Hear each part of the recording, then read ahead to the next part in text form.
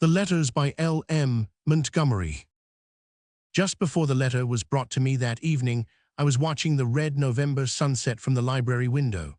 It was a stormy, unrestful sunset, gleaming angrily through the dark fir boughs that were now and again tossed suddenly and distressfully in a fitful gust of wind. Below, in the garden, it was quite dark, and I could only see dimly the dead leaves that were whirling and dancing uncannily over the roseless paths. The poor dead leaves, yet not quite dead. There was still enough unquiet life left in them to make them restless and forlorn. They hearkened yet to every call of the wind, who cared for them no longer, but only played freakishly with them and broke their rest. I felt sorry for the leaves as I watched them in that dull, weird twilight, and angry, in a petulant fashion that almost made me laugh, with the wind that would not leave them in peace. Why should they and I be vexed with these transient breaths of desire for a life that had passed us by? I was in the grip of a bitter loneliness that evening, so bitter and so insistent that I felt I could not face the future at all, even with such poor fragments of courage as I had gathered about me after Father's death, hoping that they would, at least, suffice for my endurance, if not for my content. But now they fell away from me at sight of the emptiness of life. The emptiness, it was from that I shrank. I could have faced pain and anxiety and heartbreak undauntedly, but I could not face that terrible, yawning, barren emptiness. I put my hands over my eyes to shut it out, but it pressed in upon my consciousness insistently and would not be ignored longer. The moment when a woman realizes that she has nothing to live for, neither love, nor purpose, nor duty, holds for her the bitterness of death. She is a brave woman indeed, who can look upon such a prospect unquailingly, and I was not brave. I was weak and timid. Had not Father often laughed mockingly at me because of it?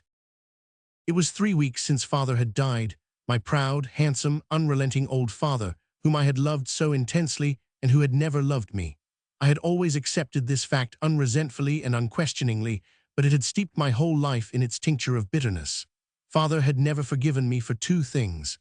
I had cost my mother's life, and I was not a son to perpetuate the old name and carry on the family feud with the Frasers. I was a very lonely child, with no playmates or companions of any sort, and my girlhood was lonelier still. The only passion in my life was my love for my father. I would have done and suffered anything to win his affection in return. But all I ever did win was an amused tolerance, and I was grateful for that, almost content. It was much to have something to love and be permitted to love it. If I had been a beautiful and spirited girl, I think Father might have loved me, but I was neither. At first, I did not think or care about my lack of beauty. Then one day I was alone in the beech wood.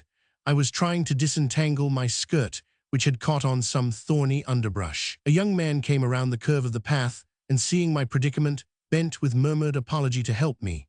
He had to kneel to do it, and I saw a ray of sunshine falling through the beeches above us, strike like a lance of light athwart the thick brown hair that pushed out from under his cap. Before I thought, I put out my hand and touched it softly, then I blushed crimson with shame over what I had done. But he did not know, he never knew. When he had released my dress, he rose, and our eyes met for a moment as I timidly thanked him. I saw that he was good to look upon, tall and straight, with broad, stalwart shoulders and a dark, clean-cut face. He had a firm, sensitive mouth and kindly, pleasant, dark blue eyes. I never quite forgot the look in those eyes. It made my heart beat strangely, but it was only for a moment, and the next he had lifted his cap and passed on. As I went homeward, I wondered who he might be. He must be a stranger, I thought, probably a visitor in some of our few neighboring families. I wondered, too, if I should meet him again, and found the thought very pleasant. I knew few men, and they were all old, like Father, or at least elderly. They were the only people who ever came to our house, and they either teased me or overlooked me. None of them was at all like this young man I had met in the beech wood, nor ever could have been, I thought. When I reached home, I stopped before the big mirror that hung in the hall and did what I had never done before in my life, looked at myself very scrutinizingly and wondered if I had any beauty. I could only sorrowfully conclude that I had not. I was so slight and pale, and the thick black hair and dark eyes that might have been pretty in another woman seemed only to accentuate the lack of spirit and regularity in my features. I was still standing there, gazing wistfully at my mirrored face with a strange sinking of spirit, when Father came through the hall, his riding whip in his hand. Seeing me, he laughed. "Don't waste your time gazing into mirrors, Isabel," he said carelessly.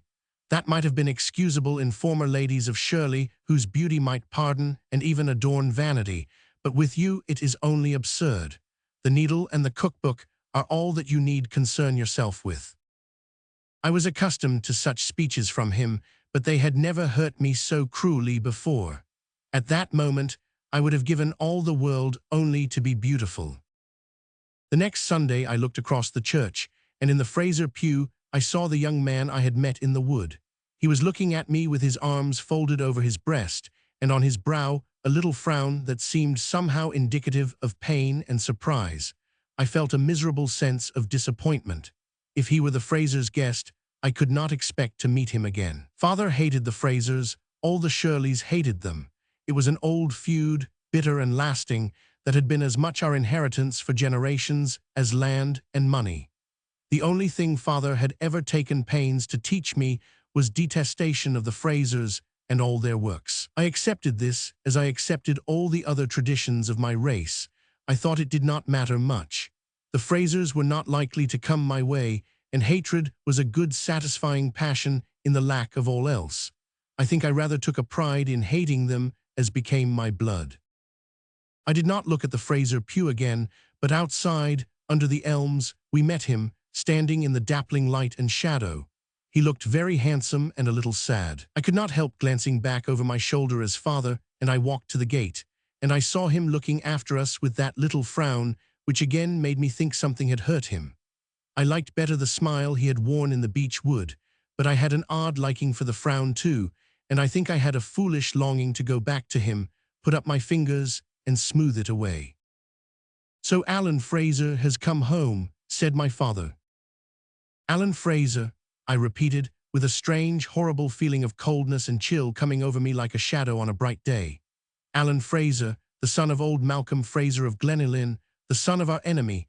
He had been living since childhood with his dead mother's people, so much I knew, and this was he. Something stung and smarted in my eyes. I think the sting and smart might have turned to tears if Father had not been looking down at me. "Yes, didn't you see him in his father's pew? But I forgot. You are too demure to be looking at the young men in preaching, or out of it, Isabel. You are a model young woman. Odd that the men never like the model young women. Curse old Malcolm Fraser. What right has he to have a son like that when I have nothing but a puling girl? Remember, Isabel, that if you ever meet that young man, you are not to speak to or look at him, or even intimate that you are aware of his existence. He is your enemy and the enemy of your race.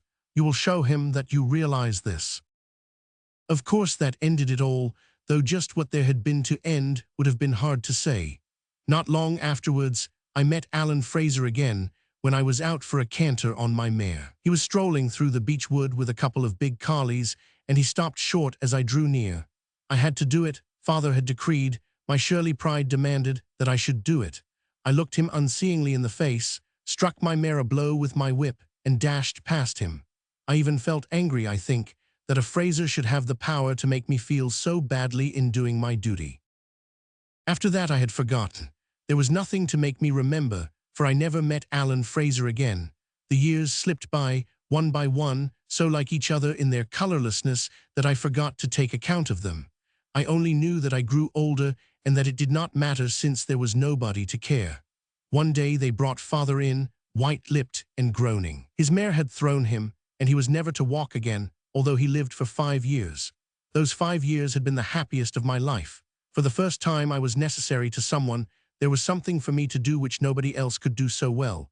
I was Father's nurse and companion, and I found my pleasure in tending him and amusing him, soothing his hours of pain and brightening his hours of ease. People said I did my duty toward him. I had never liked that word duty. Since the day I had ridden past Alan Fraser in the beech wood, I could not connect it with what I did for Father. It was my delight because I loved him. I did not mind the moods and the irritable outbursts that drove others from him. But now he was dead, and I sat in the sullen dusk, wishing that I need not go on with life either. The loneliness of the big echoing house weighed on my spirit. I was solitary, without companionship. I looked out on the outside world, where the only sign of human habitation visible to my eyes was the light twinkling out from the library window of Glenalyn on the dark fir hill 2 miles away. By that light, I knew Alan Fraser must have returned from his long sojourn abroad, for it only shone when he was at Glenalyn. He still lived there, something of a hermit, people said.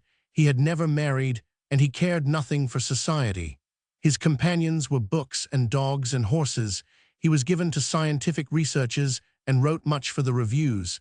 He traveled a great deal, so much I knew in a vague way. I even saw him occasionally in church, and never thought the years had changed him much, save that his face was sadder and sterner than of old, and his hair had become iron gray.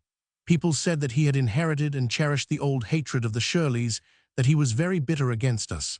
I believed it. He had the face of a good hater or lover, a man who could play with no emotion but must take it in all earnestness and intensity. When it was quite dark, the housekeeper brought in the lights and handed me a letter which, she said, a man had just brought up from the village post office. I looked at it curiously before I opened it, wondering from whom it was. It was postmarked from a city several miles away, and the firm, decided, rather peculiar handwriting was strange to me. I had no correspondence. After father's death, I had received a few perfunctory notes of condolence from distant relatives and family friends. They had hurt me cruelly, for they seemed to exhale a subtle spirit of congratulation on my being released from a long and unpleasant martyrdom of attendance on an invalid that quite overrode the decorous phrases of conventional sympathy in which they were expressed. I hated those letters for their implied injustice. I was not thankful for my release. I missed father miserably and longed passionately for the very tasks and vigils that had evoked their pity. This letter did not seem like one of those. I opened it and took out some stiff, blackly written sheets. They were undated, and turning to the last, I saw that they were unsigned. With a not unpleasant tingling of interest, I sat down by my desk to read. The letter began abruptly. "You will not know by whom this is written. Do not seek to know, now or ever. It is only from behind the veil of your ignorance of my identity that I can ever write to you fully and freely as I wish to write, can say what I wish to say in words denied to a formal and conventional expression of sympathy. Dear lady, let me say to you thus what is in my heart. I know what your sorrow is, and I think I know what your loneliness must be, the sorrow of a broken tie, the loneliness of a life thrown emptily back on itself. I know how you loved your father, how you must have loved him if those eyes and brow and mouth speak truth, for they tell of a nature divinely rich and deep, giving of its wealth and tenderness ungrudgingly to those who are so happy as to be the objects of its affection. To such a nature bereavement must bring a depth and an agony of grief unknown to shallower souls. I know what your father's helplessness and need of you meant to you. I know that now life must seem to you a broken and embittered thing, and knowing this, I venture to send this greeting across the gulf of strangerhood between us, telling you that my understanding sympathy is fully and freely yours, and bidding you take heart for the future, which now, it may be, looks so heartless and hopeless to you. Believe me, dear lady, it will be neither. Courage will come to you with the kind days. You will find noble tasks to do, beautiful and gracious duties waiting along your path. The pain and suffering of the world never dies, and while it lives there will be work for such as you to do, and in the doing of it you will find comfort and strength and the highest joy of living. I believe in you. I believe you will make of your life a beautiful and worthy thing. I give you Godspeed for the years to come. Out of my own loneliness, I, an unknown friend who has never clasped your hand, send this message to you. I understand, I have always understood, and I say to you, be of good cheer." To say that this strange letter was a mystery to me seems an inadequate way of stating the matter. I was completely bewildered, nor could I even guess who the writer might be, think and ponder as I might. The letter itself implied that the writer was a stranger. The handwriting was evidently that of a man, and I knew no man who could or would have sent such a letter to me. The very mystery stung me to interest. As for the letter itself, it brought me an uplift of hope and inspiration such as I would not have believed possible an hour earlier. It rang so truly and sincerely, and the mere thought that somewhere I had a friend who cared enough to write it, even in such odd fashion, was so sweet that I was half ashamed of the difference it made in my outlook. Sitting there, I took courage and made a compact with myself that I would justify the writer's faith in me, that I would take up my life as something to be worthily lived for all good, to the disregard of my own selfish sorrow and shrinking. I would seek for something to do, for interests which would bind me to my fellow creatures, for tasks which would lessen the pains and perils of humankind. An hour before, this would not have seemed to me possible. Now it seemed the right and natural thing to do. A week later, another letter came. I welcomed it with an eagerness which I feared was almost childish. It was a much longer letter than the first and was written in quite a different strain. There was no apology for or explanation of the motive for writing. It was as if the letter were merely one of a permitted and established correspondence between old friends. It began with a witty, sparkling review of a new book the writer had just read, and passed from this to crisp comments on the great events, political, scientific, artistic, of the day. The whole letter was pungent, interesting, delightful, an impersonal essay on a dozen vital topics of life and thought. Only at the end was a personal note struck. "Are you interested in these things?" ran the last paragraph. "In what is being done and suffered and attained in the great busy world? I think you must be, for I have seen you and read what is written in your face. I believe you care for these things as I do, that your being thrills to the still, sad music of humanity, that the songs of the poets I love find an echo in your spirit, and the aspirations of all struggling souls a sympathy in your heart. Believing this, I have written freely to you, taking a keen pleasure in thus revealing my thoughts and visions to one who will understand. For I too am friendless, in the sense of one standing alone, shut out from the sweet, intimate communion of feeling and opinion that may be held with the heart's friends. Shall you have read this as a friend, I wonder, a candid, uncritical, understanding friend? Let me hope it, dear lady." I was expecting the third letter when it came, but not until it did come did I realize what my disappointment would have been if it had not. After that, every week brought me a letter. Soon those letters were the greatest interest in my life. I had given up all attempts to solve the mystery of their coming and was content to enjoy them for themselves alone. From week to week, I looked forward to them with an eagerness that I would hardly confess, even to myself. And such letters as they were, growing longer and fuller and freer as time went on, such wise, witty, brilliant, pungent letters, stimulating all my torpid life into tingling zest. I had begun to look abroad in my small world for worthy work and found plenty to do. My unknown friend evidently kept track of my expanding efforts, for he commented and criticized, encouraged and advised freely. There was a humor in his letters that I liked. It leavened them with its sanity and reacted on me most wholesomely, counteracting many of the morbid tendencies and influences of my life. I found myself striving to live up to the writer's ideal of philosophy and ambition, as pictured, often unconsciously, in his letters. They were an intellectual stimulant as well. To understand them fully, I found it necessary to acquaint myself thoroughly with the literature and art, the science and the politics they touched upon. After every letter, there was something new for me to hunt out and learn and assimilate, until my old narrow mental attitude had so broadened and deepened, sweeping out into circles of thought I had never known or imagined, that I hardly knew myself. They had been coming for a year before I began to reply to them. I had often wished to do so.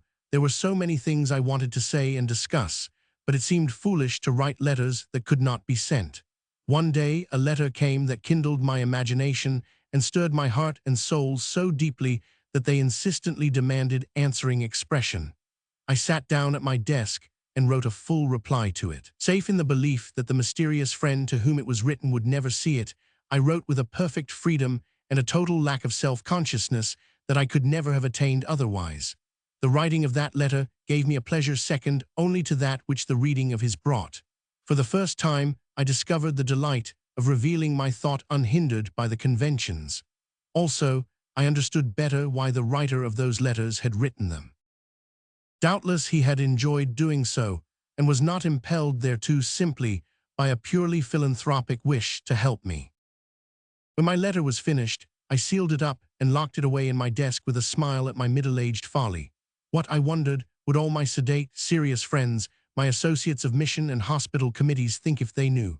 Well, everybody has, or should have, a pet nonsense in her life. I did not think mine was any sillier than some others I knew, and to myself I admitted that it was very sweet. I knew if those letters ceased to come, all savor would go out of my life. After that I wrote a reply to every letter I received and kept them all locked up together. It was delightful.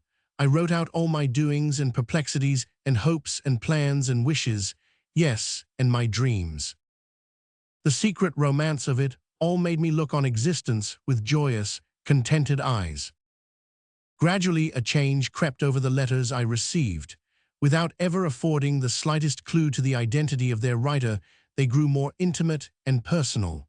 A subtle, caressing note of tenderness breathed from them and thrilled my heart curiously. I felt as if I were being drawn into the writer's life, admitted into the most sacred recesses of his thoughts and feelings. Yet it was all done so subtly, so delicately, that I was unconscious of the change until I discovered it in reading over the older letters and comparing them with the later ones. Finally a letter came, my first love letter, and surely never was a love letter received under stranger circumstances. It began abruptly, as all the letters had begun, plunging into the middle of the writer's strain of thought without any preface. The first words drove the blood to my heart and then sent it flying hotly all over my face. I love you, I must say it at last. Have you not guessed it before? It has trembled on my pen in every line I have written to you, yet I have never dared to shape it into words before. I know not how I dare now, I only know that I must. What a delight to write it out and know that you will read it. Tonight the mood is on me to tell it to you recklessly and lavishly, never pausing to stint or weigh words. Sweetheart, I love you, love you, love you, dear, true, faithful woman soul, I love you with all the heart of a man. Ever since I first saw you, I have loved you. I can never come to tell you so in spoken words. I can only love you from afar and tell my love under the guise of impersonal friendship. It matters not to you, but it matters more than all else in life to me. I am glad that I love you, dear, glad, glad, glad. There was much more, for it was a long letter. When I had read it, I buried my burning face in my hands, trembling with happiness. This strange confession of love meant so much to me. My heart leaped forth to meet it with answering love. What mattered it that we could never meet, that I could not even guess who my lover was? Somewhere in the world was a love that was mine alone, and mine wholly, and mine forever. What mattered his name or his station, or the mysterious barrier between us? Spirit leaped to spirit unhindered over the fettering bounds of matter and time. I loved and was beloved. Nothing else mattered. I wrote my answer to his letter. I wrote it fearlessly and unstintedly. Perhaps I could not have written so freely if the letter were to have been read by him. As it was, I poured out the riches of my love as fully as he had done. I kept nothing back, and across the gulf between us, I vowed a faithful and enduring love in response to his. The next day I went to town on business with my lawyers. Neither of the members of the firm was in when I called, but I was an old client, and one of the clerks showed me into the private office to wait. As I sat down, my eyes fell on a folded letter lying on the table beside me. With a shock of surprise, I recognized the writing. I could not be mistaken. I should have recognized it anywhere. The letter was lying by its envelope, so folded that only the middle third of the page was visible. An irresistible impulse swept over me. Before I could reflect that I had no business to touch the letter, that perhaps it was unfair to my unknown friend to seek to discover his identity when he wished to hide it, I had turned the letter over and seen the signature. I laid it down again and stood up, dizzy, breathless, unseeing. Like a woman in a dream, I walked through the outer office and into the street. I must have walked on for blocks before I became conscious of my surroundings. The name I had seen signed to that letter was Alan Fraser. No doubt the reader has long ago guessed it, has wondered why I had not. The fact remains that I had not. Out of the whole world, Alan Fraser was the last man whom I should have suspected to be the writer of those letters. Alan Fraser, my hereditary enemy, who, I had been told, cherished the old feud so faithfully and bitterly and hated our very name. And yet I now wondered at my long blindness. No one else could have written those letters, no one but him. I read them over one by one when I reached home, and now that I possessed the key, he revealed himself in every line, expression, thought. And he loved me. I thought of the old feud and hatred. I thought of my pride and traditions. They seemed like the dust and ashes of outworn things, things to be smiled at and cast aside. I took out all the letters I had written, all except the last one, sealed them up in a parcel, and directed it to Alan Fraser. Then, summoning my groom, I bade him ride to Glenalyn with it. His look of amazement almost made me laugh, but after he was gone, I felt dizzy and frightened at my own daring. When the autumn darkness came down, I went to my room and dressed, as the woman dresses who awaits the one man of all the world. I hardly knew what I hoped or expected, but I was all athrill with a nameless, inexplicable happiness. I admit I looked very eagerly into the mirror when I was done, and I thought that the result was not unpleasing. Beauty had never been mine, but a faint reflection of it came over me in the tremulous flush and excitement of the moment. Then the maid came up to tell me that Alan Fraser was in the library. I went down with my cold hands tightly clasped behind me. He was standing by the library table, a tall, broad-shouldered man with the light striking upward on his dark, sensitive face and iron-gray hair. When he saw me, he came quickly forward.